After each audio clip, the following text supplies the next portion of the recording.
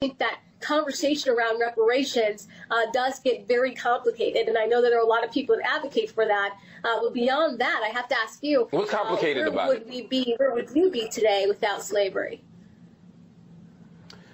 That's a great question. That's what we call one of those counterfactual hypotheticals, right? It's hard for me to tell you where I'd be without slavery because our entire history was interrupted by it.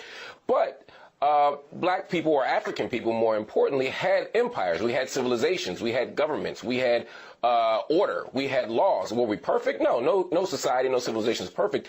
But the question, where will we be without slavery, would imply or suggest to people that somehow we have benefited from the enterprise of slavery, or that somehow in the aftermath of slavery we're better off than we otherwise would have been. And there's absolutely no evidence to believe that African people were better after interacting with enslavers, after interacting with the European colonists. There's no evidence of that. So I don't know where we'd be without slavery, but I'm certainly sure it's better than where we would otherwise be. Yeah, see, and I would counter that personally with what we see on the continent of Africa today. I mean, honestly, you talked about some people having, some of the kingdoms and being on the hierarchy in Africa and different countries in Africa, and sure, but those weren't the people that were being sold into slavery. See, so it's like it's so hard to understand. But Kim, where in Africa? I want you to be a little more specific. Where in Africa can we point to and see any kind of problem, any kind of disruption that hasn't been touched or interrupted by Europe? You're kidding, right? Okay, so my family is from both. Name a country that hasn't been. You're saying Nigeria and Cameroon haven't been affected by Europe? That's your argument? There's many countries in Africa that did not have Europeans colonize it, and they're still down today. Look at the Congo, for one thing. We don't talk enough about the Congo and what they're dealing with, especially when it comes to China and everybody that is going into their country to extract cobalt and lithium and all these things that we want here in America to make us feel good with electric vehicles. So if we want to go down that road, we can go down that road, okay? But at the same time, not every country was invaded by Europeans that then put colonization on their culture and their people. That did not happen everywhere. But I can tell you right now in Cameroon, you have a situation where you have people running. Go ahead. Continue. Finish your thought. Right now. We have tribes in Cameroon right now that are trying to run from the military, run from the government, and it is black on black in Cameroon. This is what's happening across Africa. I'm not saying you being a slave from a family of slavery is great. I'm not saying it for myself either. But you can't sit here and say that your life would have been better without slavery, because we just don't know. We can look back onto the continent of Africa today, and we can say that there are a lot of places where people are leaving, seeking refuge to come here in America, because this is the land of opportunity. Kim Klacik is stuck on stupid. Apparently, Kim Klacik has never heard of the Berlin Conference of 1884 and 1885, where 14 European nations carved up Africa into colonies. Okay, Kim Klacik is stuck on stupid. Apparently, she's never heard of the Berlin Conference. And if we look at this article here, and we do all this in my classes, we get deep into this information. This is from thought.co.com. The Berlin Conference to Divide Africa. The colonization of the continent by European powers. You have 14 European nations that met in Berlin, Germany, to carve up Africa in colonies. The Berlin, quote, the Berlin Conference was Africa doing in more ways than one. The colonial powers superimposed their domains on the African continent. By independence returned to Africa in 1950, the realm had acquired a legacy of political fragmentation that could neither be eliminated nor made to operate satisfactorily, end quote. So the purpose of the Berlin Conference, it was at the Portugal. German Chancellor Otto von Bismarck called together major Western powers of the world to negotiate questions and end confusion over the control of Africa. There was only two countries that weren't colonized during this colonial period. Ethiopia, and Italy tried to invade Ethiopia, actually twice, because at the Battle of Adwa, March 1896, the Ethiopians defeat the Haile Selassie. Menelik II, Emperor Menelik II, 1896. They defeat the Ethiopians, beat the hell out of the Italians. They defeat the Italians. They beat the Italians so badly that the Italians lied to the rest of the world and told the rest of the world that the Ethiopians were white, because they didn't want the world to know that they got their behinds kicked by black Africans. Okay. If you look at blackpast.org, Battle of Adwa, and I don't have time to make this a long history lesson. But if we look at blackpast.org, look at this entry here for the Battle of Adwa, March 1st, 1896. A second here. Okay, let's look at this quickly here, because then I have to get out of here.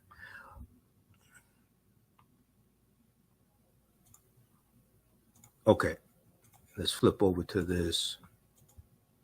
Battle of Adwa. Now you see different spellings. It may be ADWA or ADOWA. Battle of Adwa, 1896. This is from blackpast.org. All right.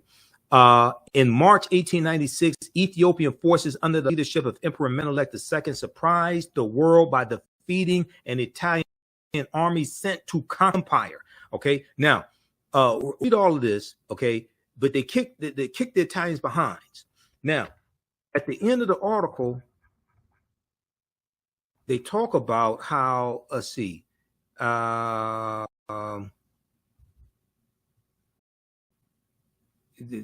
Ethiopian victory secured independence until Italian dictator Benito Mussolini attempted to conquer the nation when he invaded in 1935.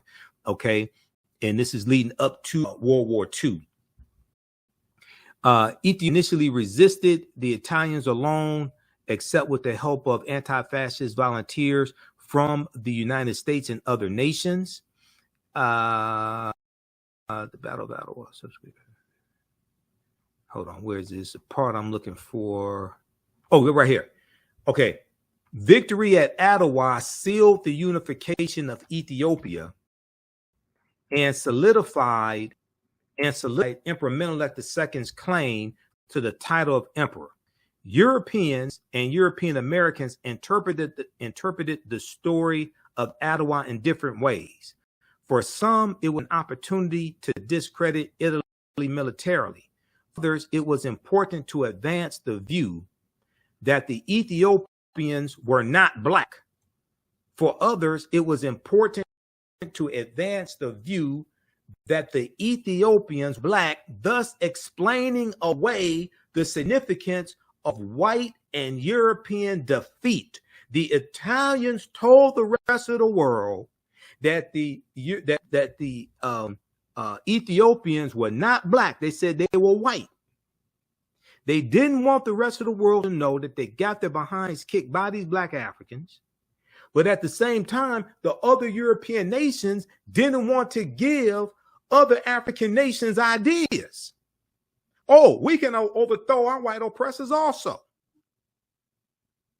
So when you have somebody like Kim Klacik, who doesn't understand that there was only two African nations that were not colonized, Ethiopia and Liberia. Liberia was created 1821, right around 1821, by the American Colonization Society. It was created by the U.S. government. All the rest of the African nations were colonized, okay? And most of that colonization is the result of the Berlin Conference of 1884 and 1885 that took place in Berlin, Germany. 14 European nations are there. No representation for Africa was there.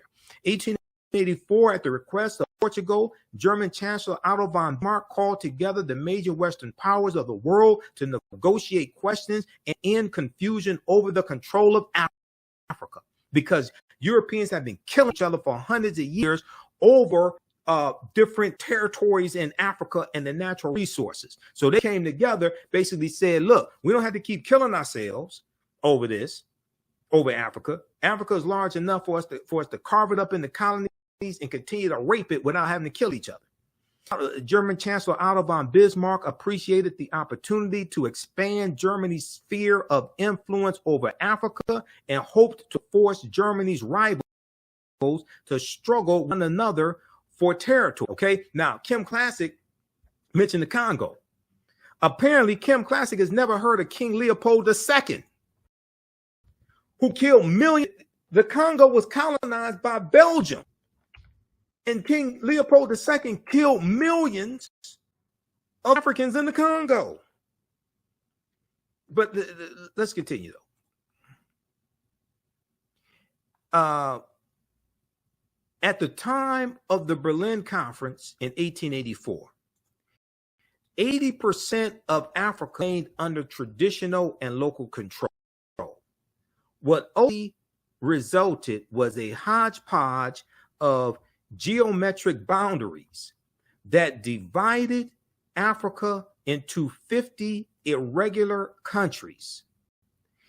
This new map of the continent of Africa, these geometric boundaries created by these Europeans, was superimposed over 1,000 indigenous African cultures and regions of Africa. The new countries lacked rhyme or reason and divided coherent groups of African people and merged together disparate groups who really did not get along.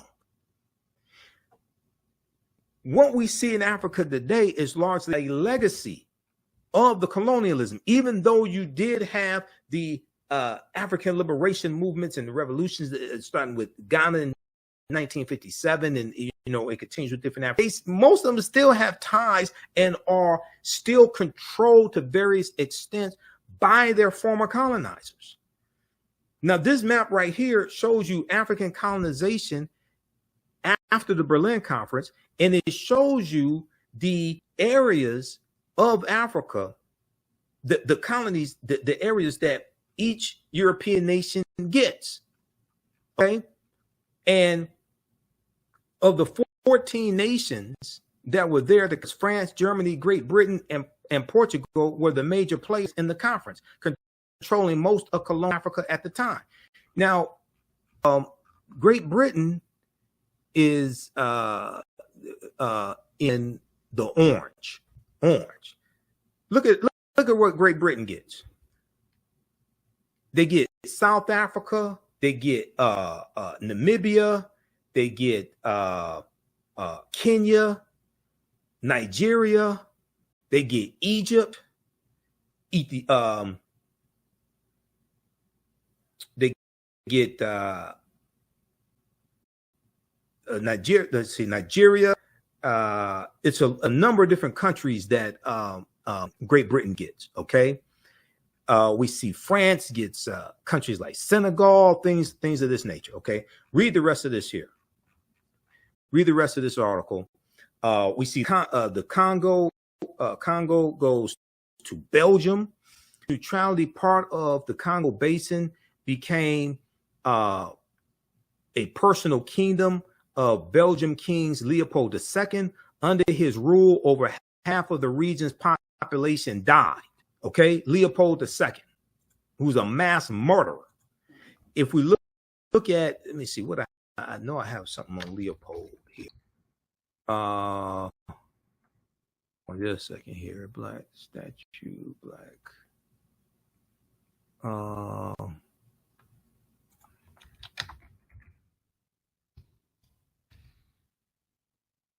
Belgium. Okay. So she mentioned, Kim Klacik mentioned the Congo, but she didn't mention Leopold. Leopold II, Belgium wakes up to its bloodiest colonial past, June 13, 2020. Here's a statue of Leopold.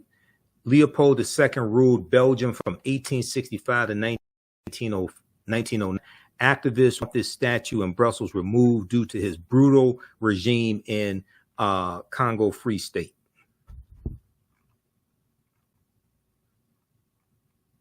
Okay. All right. Read the. Let's see. Leopold II's rule in what is now Democratic Republic of Congo was so bloody it was eventually condemned by other European colonialists in 1908, but it has taken far longer to come under scrutiny at home in Belgium.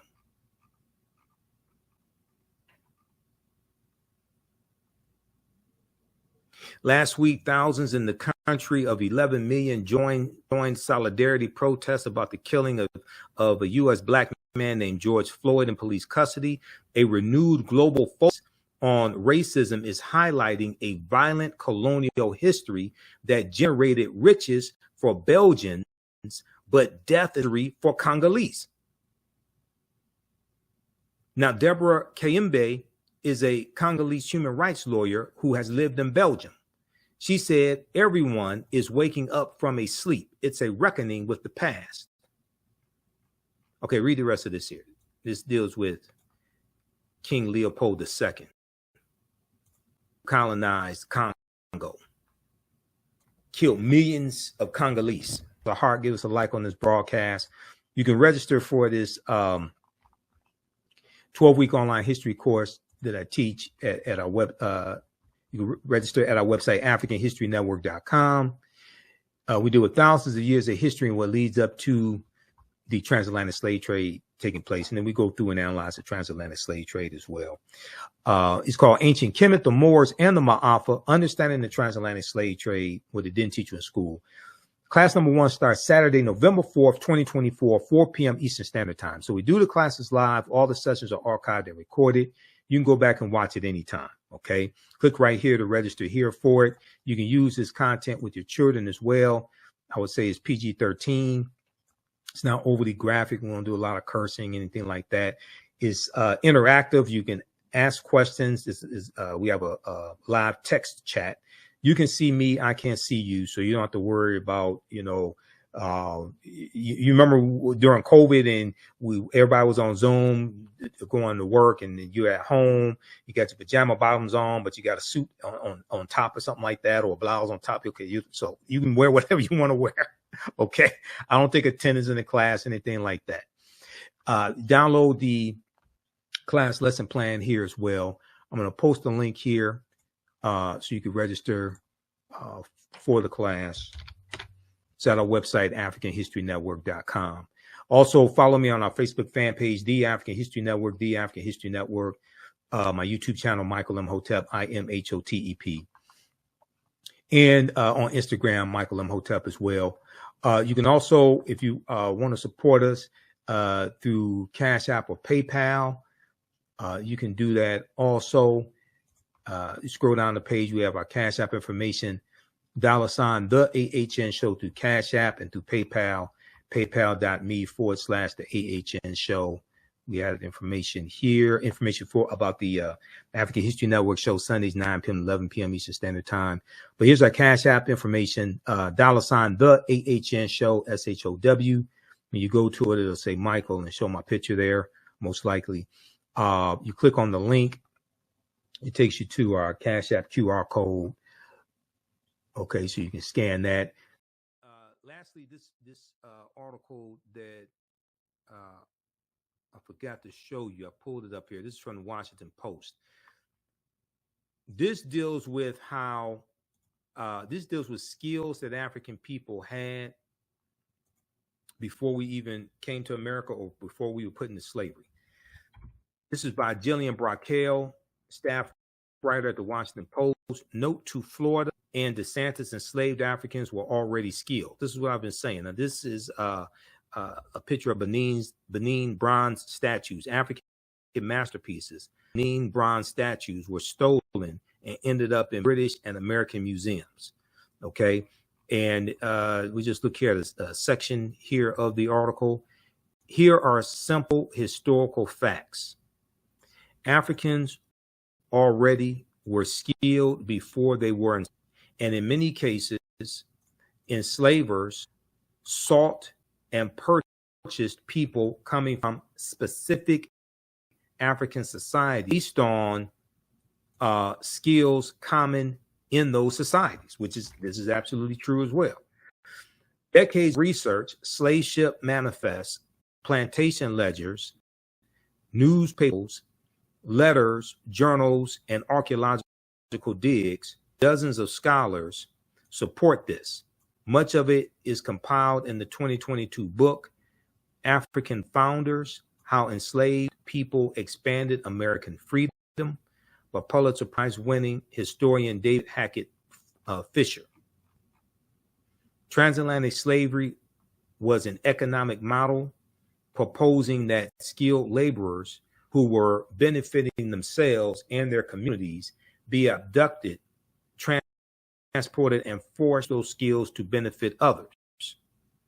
Other skills such as literacy, ministry, and music making were often banned because they did not benefit and even threatened the enslaver. Hackett Fisher explains, historian Hackett Fisher in his book explains how in the mid-1700s, enslaving colonists in the low country of the Carolinas, Georgia, and Florida targeted people from the windward coast of West Africa, where rice had been cultivated for thousands of years. In the low country, enslaved people then complex systems of canals, levees, floodgates, and fields, just as they had in West Africa, providing the region with its first massive cash crop. In New England, the Puritans targeted Akan-speaking people from the Gold Coast of West Africa, who had a long military tradition emphasizing and quick thinking. Also, an enslaved man named Onesimus taught Puritan leader Cotton Mather a technique for smallpox for inoculation, which was common in his African homeland. Okay, now we deal with this in my classes that I teach. Okay, Onesimus is the one who taught the Puritans how to inoculate themselves from smallpox. There's an article from history.com, official website of the History Channel, that deals with this. We came from sophisticated civilizations. Okay, we didn't have to be into an apprenticeship program. This is why this nonsense coming from Dr. William Allen and Dr. Francis Presley Rice with the social studies standards out of Florida is stupid. History.com, how an enslaved African man in Boston helped save generations from smallpox. In the early 1700s, I'm not exactly sure how to pronounce his name, that was Onesimus, or I think it's Onesimus. He shared a revolutionary way to prevent smallpox. Okay, now this is from April 8th, 2021. If you just scroll down here, let's see. Okay. But the smallpox epidemic of 1721 was different than any that came before it, as sickness swept through the city, killing hundreds in a time before modern medical treatment or a robust understanding of infectious disease. An enslaved African man known as Onesimus suggested a potential way to keep people from getting sick. Intrigued by Onesimus' idea, a brave doctor and an outspoken minister undertook a bold experiment to try to stop smallpox in its tracks. Okay, okay, let's see here. Smallpox, the first enslaved people. In 1706, an enslaved West African man was purchased for the prominent Puritan minister Cotton. Okay, the prominent Puritan minister Cotton Mather by his congregation. Cotton Mather gave him the name Onesimus after an enslaved man in the Bible whose name meant useful. Puritan minister Cotton Mather, who powerful figure in the Salem witch trials, believed that owners of enslaved people had a duty to convert enslaved people to Christianity. How nice of him. We could say that's mighty white of you, but okay, whatever. So that owners of enslaved people had a duty to convert enslaved people to Christianity and educate them. But like other white men in his area, he also looked down on what he called the devilish rights of Africans and worried that enslaved people might openly rebel. He was right to worry that we may take up arms against our oppressors. He was right to be a little worried that we were kidnapped and enslaved and may not like it. Okay, read the rest of this article here. But this deals with Onesimus and how this African man saved all these white people. How an enslaved African man in Boston helped save generations from smallpox.com, official website of the History Channel. Okay, now let's go back to this from Jillian Brockel very quickly, then I have to get out of here. All right. Chesapeake enslavers wanted people like the Crew people, KRU, specifically for their skill for boat building. Though Europeans were seditionists, slave traders marveled at the superiority and slave traders marveled at the superior stability and speed of West African canoes, some of which they said could hold 100. These boat designs were ideal for fishing, freight, and ferrying up and down the Chesapeake Bay. And later in Texas, enslavers wanted a subset of enslaved people in South Carolina descended from the Fulani, because they were already skilled herders, okay, the cattle, okay, herding cattle. The term boy likely originates from this South Carolina group. There's evidence the African tradition of singing herd at night influenced what became cowboy songs, according to Hackett Fisher. Now, the term cowboy, originally the term cowboy was a derogatory term that white men used for African-American cattlemen, cowhands, because white men were called cowhands or cattlemen. African-American men were called cowboys as a derogatory term for them. Okay, as you have the westward migration in this country, especially after slavery ends, westward migration going to the 1870s, things like this, 1870s, 1880s. You have the westward expansion.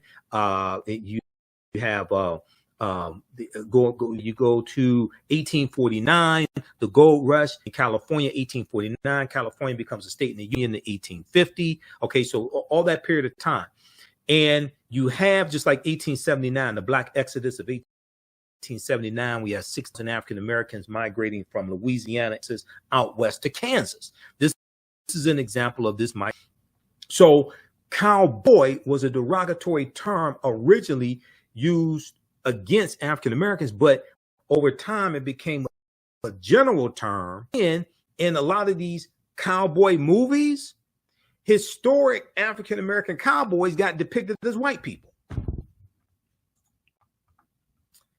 Who would have saw that coming? The term cowboy, back to this article, the term cowboy likely originates from this South Carolina group. Okay. There's evidence the African tradition of singing to a herd at night influenced what became known as cowboy songs. To Hackett Fisher, the number of enslavers who decided voluntarily to free and ensure a skilled livelihood for the people they formerly enslaved is extremely small, such that some living descendants of enslaved people freed under these conditions have noted higher wealth and education levels in their families than in others. Okay. As for being a blacksmith, the example that Governor Ron DeSantis cited as a skill to provide personal benefit, Africans all over the continent already knew how to forge iron and other metals with skill before slavery. This is what I was talking about, because we were already blacksmiths. We mastered metallurgy. We took those skills into Europe. These are the skills the African Moors are taking into Europe in 711 and subsequent years. We ain't have to be kidnapped to be put into an apprenticeship program. Quote, that's why masterpieces like the Benin bronzes were later stolen and ended up in British and American museums. Governor Ron DeSantis, who has a history degree from Yale University, who knows better than this BS that he's out here trying to substantiate and defend. Governor Ron DeSantis' office did not immediately respond to a request for comment on criticism and refutations of Florida's new guidelines or the factual basis for his blacksmith statement. But the story of the enslaved metal worker, Philip Reed, who played a major role in casting the bronze, quote, Statue of Freedom, end quote, that stands atop the U.S. Capitol dome, provides a telling example. Okay, Philip Reed was already a skilled plasterer by the time the artist Clark bought him in Charleston in 1889. And over the next 2 decades, Reed learned a ton about and casting monumental bronzes, more than anyone else in the United States, perhaps even including Mills. The federal government even paid Reed more than the white man who worked on the Freedom Statue project. Quote unquote, paid is in quote because 6 days after Reed's wage, 6 days, because 6 days a week, wage went to Mills. On Sundays, Reed was allowed to keep his own wage. Later, when an act of Congress forced Mills to free Reed, Mills demanded the government pay him 3 times as much for Reed as for the other people he enslaved to compensate him for those of Reed's skills. Okay, so the question is that, so did Reed personally benefit from learning how to cast bronzes? Save for those Sunday wages, it appears not. Patient who went back to plastering, working for himself until his death in 1892. There's record of him ever working again with bronze. Whether he wasn't allowed to or simply didn't want to is unknown. Okay, read the rest of this article here. It's a really good article. This is something I talked about last week on this show last week. And there was some rolling on the filter. There were at least 262 skills, trades, and crafts. The name of this article, Note to Florida and DeSantis, enslaved Africans were already skilled. This is from the Washington Post, okay? There were at least 262 skills, trades, and crafts African people had in this country from 1619 to 1865, all right? A lot of these skills, trades, and crafts we brought with us. So when we look at,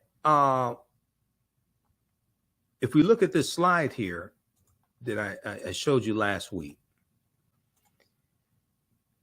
these skills, trades, and crafts come from the book, The Other Slaves, by James and Ronald Lewis.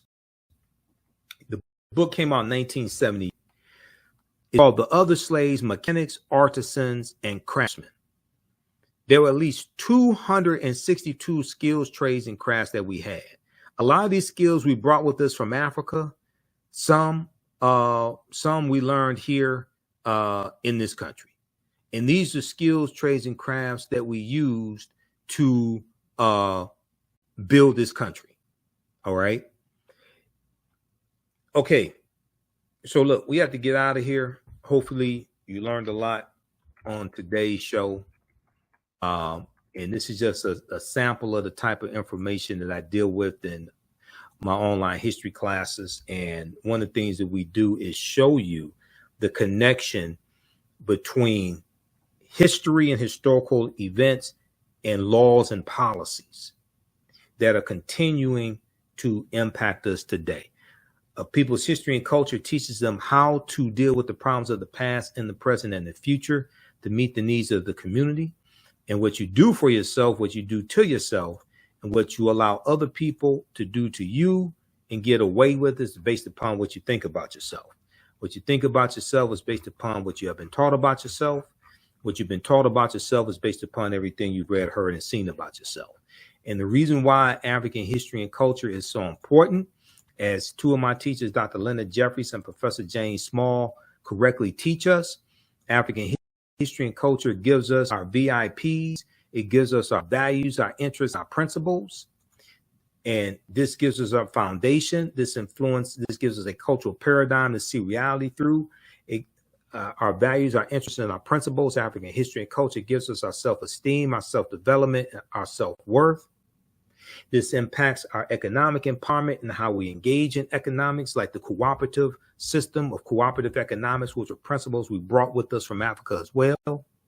And this also impacts our political empowerment, how we engage in politics, and our understanding of politics. So we have to have a synthesis of all three of these, not just one of them.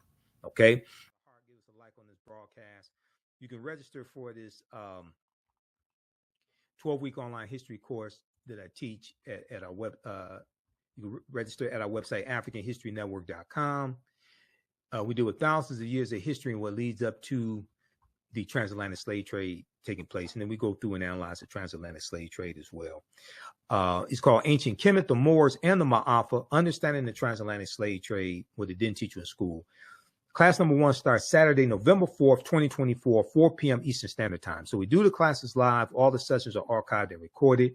You can go back and watch it anytime, okay? Click right here to register here for it. You can use this content with your children as well. I would say it's PG-13. It's not overly graphic. We won't do a lot of cursing, anything like that. It's interactive. You can ask questions. We have a live text chat.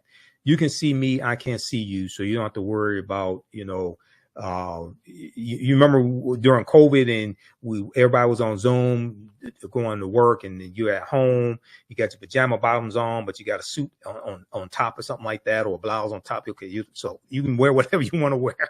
Okay. I don't take attendance in the class, anything like that. Download the class lesson plan here as well. I'm going to post a link here so you can register for the class. It's at our website, AfricanHistoryNetwork.com. Also, follow me on our Facebook fan page, The African History Network, The African History Network. My YouTube channel, Michael Imhotep, IMHOTEP. And on Instagram, Michael Imhotep as well. You can also, if you want to support us through Cash App or PayPal, you can do that also. You scroll down the page, we have our Cash App information, $ TheAHNShow through Cash App, and through PayPal, paypal.me/TheAHNShow. We added information here, information about the African History Network show Sundays, 9 p.m. to 11 p.m. Eastern Standard Time. But here's our Cash App information, $ TheAHNShow, SHOW. When you go to it, it'll say Michael and show my picture there, most likely. You click on the link. It takes you to our